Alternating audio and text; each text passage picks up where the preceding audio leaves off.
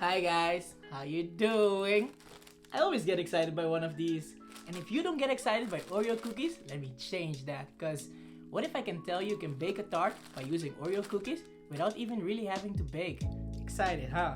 You wanna know how it goes? I'm Cosito. Let's go! Now first off, let's start with the ingredients you need. You need 110 grams of butter, about 28 Oreo cookies, the whole thing. Don't need to do anything with those, just 28 Oreos. You also need 250 milliliters of whipping cream. You can also use heavy cream, but then you'll only use 200 milliliters.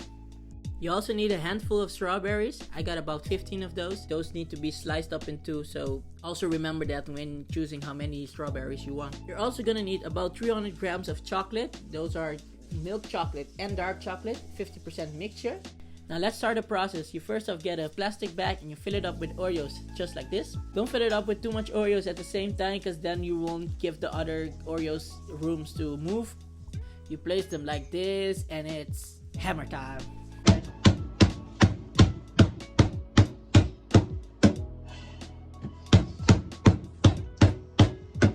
So this isn't working like I planned to, so I think we need a new plan.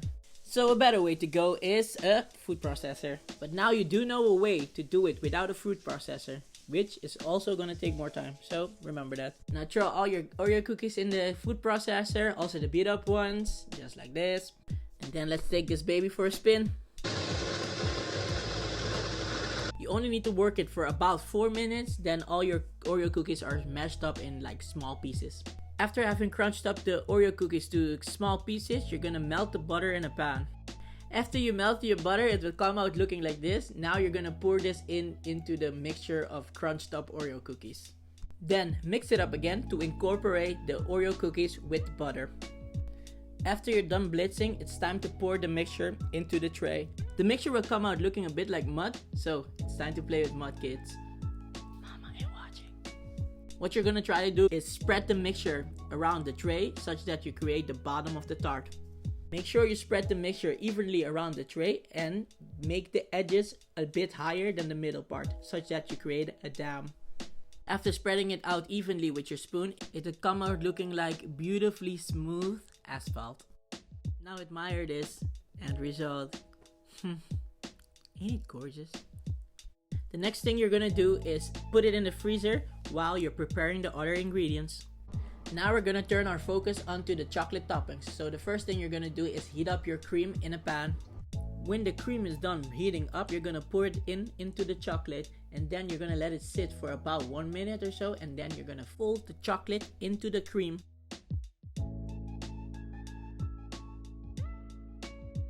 After your chocolate has sat into the hot cream, it will turn out like this. Then you're gonna turn it and turn it until it becomes a complete mixture, just like chocolate milk. As you fold them together, you see that the color starts to turn. Now grab your tray that has been sitting into the freezer, and then you're gonna pour the chocolate milk into the tray. Try covering the whole bottom of the tray, but try not to go above the edges. Now as you cover the whole bottom of the tray, you're gonna put in your strawberries bottoms up. Don't forget to slice them in half.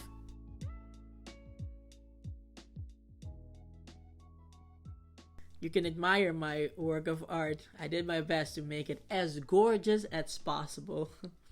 Now the last thing you're gonna do after putting in your strawberries is you're gonna put the tart into the freezer for at least 2 hours or maybe overnight. I left mine overnight so it can freeze perfectly.